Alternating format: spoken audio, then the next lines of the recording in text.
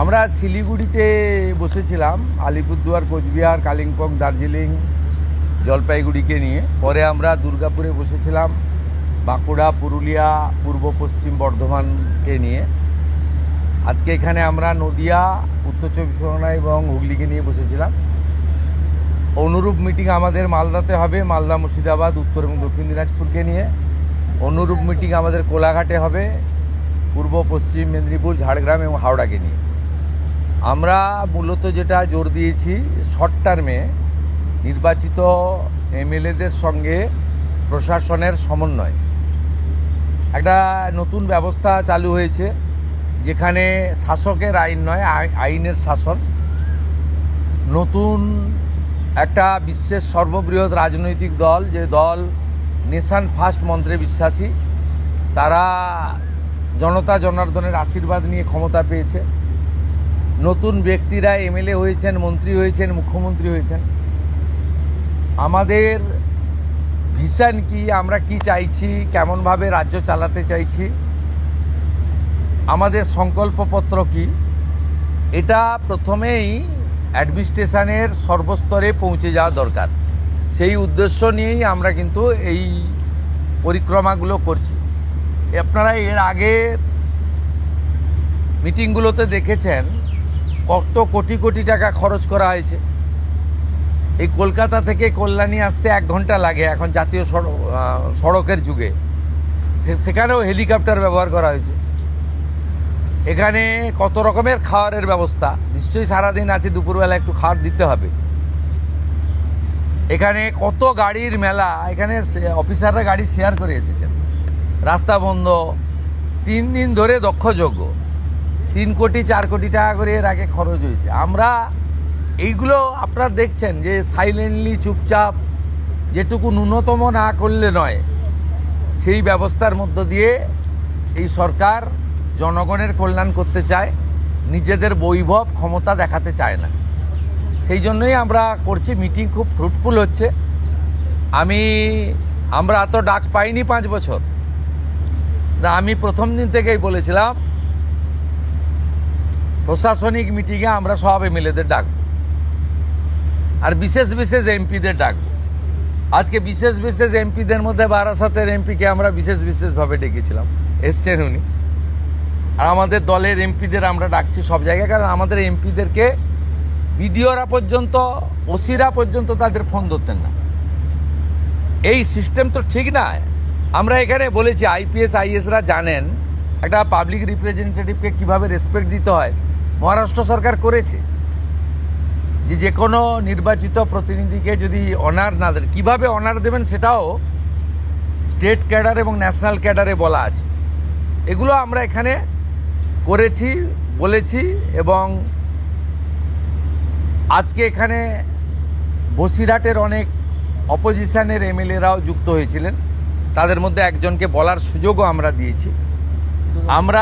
আমরা চাই যে কেন্দ্র রাজ্য ডবল ইঞ্জিনের সুফল মানুষ পাক, এবং কেবলমাত্র নির্বাচনের সময়ই রাজনৈতিক কচকচানি হোক। সারা বছর আমরা কনস্ট্রাকটিভ আইডিয়া নিয়ে কাজ করি।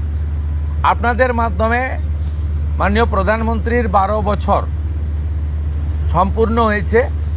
ভারত সরকার 5ই জুন বিশ্ব পরিবেশ দিবস থেকে 21শে জুন বিশ্ব যোগা দিবস ন্যাশনাল প্রোগ্রাম ডিক্লেয়ার করেছেন। পশ্চিমবঙ্গ সরকার এই ন্যাশনাল প্রোগ্রামে পার্টিসিপেট করছে, আমরা ঘোষণা করেছি। 5ই জুন রাজ্যের সমস্ত ব্লকে এবং পুরসভাতে, ইনক্লুডিং কর্পোরেশনে, মায়ের নামে একটি গাছ লাগানোর কর্মসূচি হবে। প্রত্যেক বিধায়কদেরকে অরণ্য দপ্তর, পরিবেশ দপ্তর, 2টো দপ্তর নোডাল থাকবে। তারা ফলের গাছ দেবেন এলাকায় বিতরণ করার জন্য, এলাকায় লাগানোর জন্য। 12 থেকে 20 জুনের মধ্যে 3 দিন জনকল্যাণ শিবির করতে বলা হয়েছে ভারত সরকারের পক্ষ থেকে। আমরা 3টে ডেট বেছে নিয়েছি, ওয়ার্কিং ডেট 15, 16, 17। আমরা সিএসের মাধ্যমে প্রশাসনকে বলেছি স্কুলে যেন না হয়, যাতে ক্লাস হ্যাম্পার না হয়। বিডিওরা এবং পুরসভার ক্ষেত্রে সিওরা, আর কর্পোরেশনের ক্ষেত্রে কমিশনাররা দায়িত্বপ্রাপ্ত হবেন বিধায়করা এবং যে এমপিরা সেখানে চিফ গেস্ট হবেন, ইনোগোরেটর হবেন, সব জায়গায় জনকল্যাণ শিবির হবে। সেখানে ভারত সরকার এবং রাজ্য সরকারের চালু থাকা এবং আগামী দিনে আসতে চলা সমস্ত স্কিম আমরা তার বেনিফিট মানুষকে দেব এবং সচেতন করব। 15, 16, 17 জুন, 21 জুন বিশ্ব যোগা দিবস। আয়ুষ ডিপার্টমেন্ট, যা পশ্চিমবঙ্গ সরকারের হেলথ ডিপার্টমেন্টের অন্তর্গত, এবং স্পোর্টস ডিপার্টমেন্ট মিলে করবে। পুলিশ থেকে, স্কুল থেকে, এনসিসি থেকে, নানা এনজিও অর্গানাইজেশন, উৎসবের মতো পৃথিবীর 200টা দেশ ভারতের যোগা দিবসকে গ্রহণ করেছে। আমরা বিচ্ছিন্ন ছিলাম, আমরা এবারে যুক্ত হলাম। উৎসবের মতো হবে। আয়ুষ ডিপার্টমেন্টের প্রোটোকল মেলে যেখানে যেখানে পাবলিক যোগা হবে তার আগে 2 দিন রিহার্সাল বা তাদের যা প্রোটোকল আছে, প্রোটোকল ভেঙে হঠাৎ করে যোগা পালন করতে কেউ যাবেন না, ছবি তোলার জন্য যাবেন না। সেই প্রোটোকল মেনে তারা করবেন। আজকে একটা নীতিগত সিদ্ধান্ত নিয়েছি, ক্যাবিনেটে এটা অনুমোদনের জন্য আমি রাখবো। আয়ুষ দপ্তরকে আমরা হেলথ থেকে আলাদা করছি। আমরা আয়ুষ মিনিস্ট্রি আলাদা করব এবং আয়ুষের ক্ষেত্রে আমরা একজন ভালো কম্পিটেন্ট অফিসারকে দায়িত্ব দেব করে আয়ুষের যে অপরচুনিটি রয়েছে গোটা দেশে, সেই অপরচুনিটিকে আমরা কাজে লাগাবো। আজকের সমন্বয় মিটিংয়ে প্রথম হচ্ছে কোঅর্ডিনেশনের কথা বলা হয়েছে, দ্বিতীয় বলা হয়েছে হেলথ সেক্টরকে প্রায়োরিটি দিতে, তৃতীয় বলা হয়েছে প্রি মনসুনের কাজকে প্রায়োরিটি দিতে, 4 বলা হয়েছে স্বাস্থ্যসাথীকে আয়ুষ্মান ভারতে কনভার্ট করা এবং লক্ষ্মীর ভাণ্ডারকে অন্নপূর্ণা যোজনায় কনভার্ট করার কাজ শুরু করা। আগামীকাল বিকেলে নবান্ন থেকে আমি এবং সংশ্লিষ্ট দপ্তরের মাননীয় মন্ত্রী, সিএস, এফএস এবং অন্য আধিকারিকদের উপস্থিতিতে অগ্নিমিত্রা পাল এবং আমি একটি ফর্ম পাবলিশ করব, যেই ফর্ম অন্নপূর্ণা যোজনায় ফিল আপ করতে হবে। এবং আমরা কালকেই বিস্তারিত বলবো, কারণ এনরোলমেন্ট যখন যত তাড়াতাড়ি করবেন তত বেনিফিট আমরা দিতে পারবো। আমাদের অন্নপূর্ণা যোজনার প্রক্রিয়াটা শুরু হয়ে যাবে কাল থেকে। যেমন যেমন ফর্ম ফিল আপ হবে তেমন তেমন 3000 টাকা ট্রান্সফারও শুরু হয়ে যাবে। আর যতক্ষণ না 3000 টাকা ট্রান্সফার হচ্ছে, স্বাস্থ্যসাথী যেমন কন্টিনিউ রাখা হয়েছে আয়ুষ্মান ভারত কনভার্ট না হওয়া পর্যন্ত, এখানে আপনার লক্ষ্মী ভাণ্ডারকেও কন্টিনিউ করা হবে। বিস্তারিত কালকে আপনারা জানতে পারবেন। ফর্মের কপিও আপনারা কালকে পাবেন। অফলাইন অনলাইন অবশ্যই থাকবে। শুধু পাবলিকের উপরে ছেড়ে দেওয়া হবে না, বিধায়করা নিজ উদ্যোগে ফর্ম ফিল আপ করাবেন এবং সরকারও বিডিওদের নেতৃত্বে প্রত্যেক বাড়িতে বাড়িতে ফর্ম ফিল আপের জন্য সহযোগিতা করার জন্য লোক পাবেন। এবং মাথায় রাখতে হবে, ভারতীয়রাই কেবলমাত্র এই সুযোগ পাবেন, অভারতীয়রাই সুযোগ পাবেন না। ভারতবর্ষের সরকারের টাকা বাংলাদেশ থেকে আসা অবৈধ অনুপ্রবেশকারীদের দেওয়ার জন্য নয়, এটা খুব ক্রিস্টাল ক্লিয়ার। সরকারি বাসে আপাতত সব মহিলাদের আমাদের ফ্রি সুযোগ তারা পাচ্ছেন আগামী সপ্তাহ থেকে। তো আগেই ক্যাবিনেট অনুমোদন দিয়েছে, এটা কার্যকর হচ্ছে। কিন্তু আমরা এখনই সবাইকে, সব মহিলা বললে সুযোগ দিলে পরবর্তীকালে কিন্তু কার্ড করব। আমরা দেখেছি ডোমকলে বিগত সরকারের সময় পুরুষরা লক্ষ্মীর ভাণ্ডার পেয়েছেন। কেউ যদি মুখ মাথা চাপিয়ে রেখে শিলিগুড়ি থেকে এনবিএসটিসির ভলভো বাসে উঠলেন দীঘা আসবেন বলে, তিনি যদি বোরখা পরে চলে আসেন,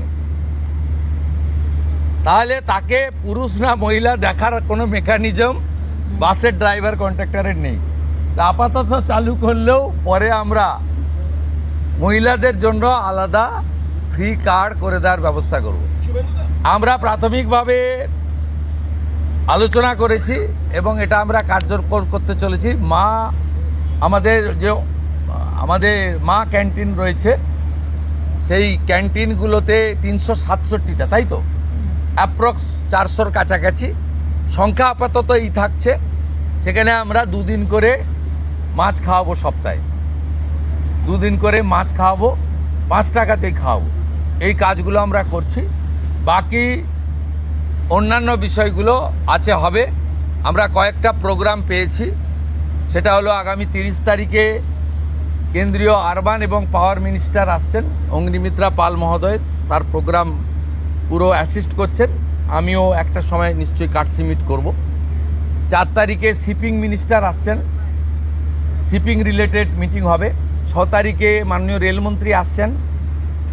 আর 8 তারিখে দিল্লিতে স্বাস্থ্য দপ্তরের সঙ্গে পশ্চিমবঙ্গ সরকার আয়ুষ্মান ভারতের এগ্রিমেন্ট করবেন। এই প্রোগ্রামগুলো আপনাদের মাধ্যমে আমরা জানাতে চাই। আমাদের সরকার, আপনাদের সরকার আগামী সপ্তাহ থেকে মুখ্যমন্ত্রীকে বলা বন্ধ হয়ে যাচ্ছে। তার জায়গায় আমরা নাম দিচ্ছি আপনার সরকারকে বলুন। আর পুরনো যে নাম্বার ছিল ও নাম্বারেরও বদল আসছে। এই সংক্রান্ত বিস্তারিত যেদিন আমরা লঞ্চ করব সেই দিন আপনাদেরকে নাম্বার জানাবো। নামটা আমি আজকেই জানিয়ে দিলাম, আপনার সরকারকে বলুন। মাননীয় রাজ্যসভার সাংসদ শ্রমিক ভট্টাচার্য মহোদয়কে নাম ঠিক করার জন্য সরকার পরামর্শ চেয়েছিল, তিনি এই নামটা ঠিক করেছেন। মুখ্যমন্ত্রী হিসেবে আমি সেই নামটা গ্রহণ করেছি। आज सुबह से देखा जा रहा है बहुत सारे बॉर्डर पे जमा हो रहे हैं, वो बॉर्डर क्रॉस करना चाह रहे हैं। क्या ये जो ऑर्डर आपने किया था, स्टेट गवर्नमेंट ने किया था, होल्डिंग सेंटर हर एक डिस्ट्रिक्ट में होना चाहिए, उसके बाद डर के मारे जो है लोग बॉर्डर क्रॉस करना चाह रहे ये हैं? एग्जिस्टिंग फॉरेनर्स एक्ट है, कोई नया कानून नहीं है। अरे ये लोग चला जाना चाहिए।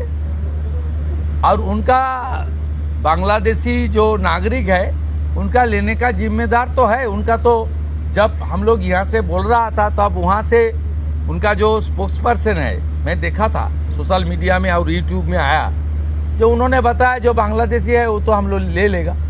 तो ये सब बांग्लादेशी है, उसको ले लेना चाहिए।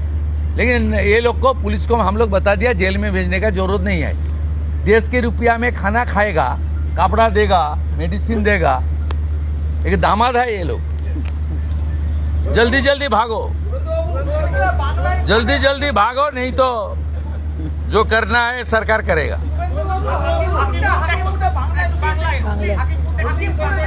না না, আমি হাকিমপুর সম্পর্কে জানি না, আমি মিডিয়াতে দেখছিলাম। কিন্তু এটা নতুন কিছু নয়, প্রেজেন্ট অ্যাক্টই রয়েছে। এবং আমরা বলে দিয়েছি যে বাংলাদেশের অবৈধ অনুপ্রবেশকারী তাদেরকে কোর্টে পাঠানোর কোনো দরকার নেই, আইনে নেই। সরাসরি পুলিশ নেবে এবং বিএসএফ এর হাতে হ্যান্ডওভার করবে। বিএসএফ এর যা ভারত সরকার বাংলাদেশ সরকারের সঙ্গে আছে এগ্রিমেন্ট, তাতে বাংলাদেশি প্রুফ করে হ্যান্ডওভার করে দেবে। আমাদের জেলে 3 মাস 6 মাস 2 বছর রেখে আপনার চাল, আপনার ডাল, আপনার তেল, আপনার মাছ, আপনার ডিম, আপনার কাপড়, আপনার মেডিসিন ওদেরকে দেব কেন? এটা তো ভারতীয়দেরই ক্ষতি হচ্ছে, আমাদের রাজ্যেরই ক্ষতি হচ্ছে। সেই জন্য আইনটা এতদিন ছিল ভোট ব্যাংকের স্বার্থে কেউ বা কারা ব্যবহার করেনি। আমরা ভোট ব্যাংকের বাইরে গিয়ে দেশের স্বার্থে, রাজ্যের স্বার্থে এই আইন কার্যকর করছি। আবেদন করেছেন যে যারা এতদিন অভিযুক্ত রয়েছেন তাদেরকে গ্রেফতার করার জন্য এসপির কাছে, পুনরায় কি তদন্ত শুরু করবেন? আমি আবেদন পাইনি। এসপির কাছে উনি আবেদন করেছেন। এসপি নিশ্চয়ই ডিজিকে পাঠাবেন, ডিজি আমার সঙ্গে পরামর্শ করবেন। আমি হোম মিনিস্টার হিসেবে নিশ্চয়ই, আমার তো আইনের শাসন প্রতিষ্ঠা করার জন্যই আমাকে আপনারা মুখ্যমন্ত্রী করেছেন। তা আইনের শাসনে তামান্নাও আইনের শাসন পাবেন। আমরা তো বলেছি শাসকের আইন চলবে না, আইনের শাসন চলবে। বিরোধী দলের আমরা তো বলেছি স্কুল, কলেজ, মন্দিরের 1 কিলোমিটারের মধ্যে মদের দোকান লাইসেন্স দেওয়া যাবে না। এ সরকার অন্যভাবে চলবে, চিন্তার কোনো কারণ নেই। আমার সঙ্গে ভারত সরকারের মন্ত্রী জিতেন্দ্র সিং এর একটা মিটিং আছে 3:30টার সময়। এখন 2:30 বাজতে যায়, 1 ঘন্টা লাগবে যেতে। প্লিজ, এটা হচ্ছে বিশেষ সাংসদ বিরোধীদের, তাদেরকে আপনি ডাকবেন এই বিশেষের টাইপ যদি বলেন যে মানে যারা অনেকদিন পরে সত্য কথা বলছে তারাই বিশেষ সাংসদ। যারা বলছেন যে আপনারা আমাদের স্বাধীনতা পাইয়ে দিয়েছেন, যারা বলছেন যে এর কোনো ভবিষ্যৎ নেই, ফলতাতে যে চতুর্থ হয়েছে সে আর 1 তো দূরের কথা 2-এই আসতে পারবে না। সামনে ভবিষ্যৎ দেখতে পাচ্ছে। এই তালিকা আপনার কাছে প্রস্তুত? এই তালিকা তৈরি আছে। এই বিশেষ বিশেষ সাংসদ না আমি বলবো না, আপনারই তো দেখাচ্ছেন। আমি তো আপনাদের চ্যানেলেই দেখছিলাম বারাসাতের সাংসদ কি বলছেন। তারপরে সরকারকে বললাম যে উনাকে ডাকুন, উনি নিশ্চয়ই কোঅপারেশন করতে চান। উনি আজকে বক্তৃতা করলেন, কোঅপারেশন করলেন, যাওয়ার সময় হ্যান্ডশেক করলেন, বলে এই প্রথমবার একটা ভালো মিটিং হলো। আমি এর আগে অনেক মিটিংয়ে যোগদান করেছি, বলতেই দেয় না।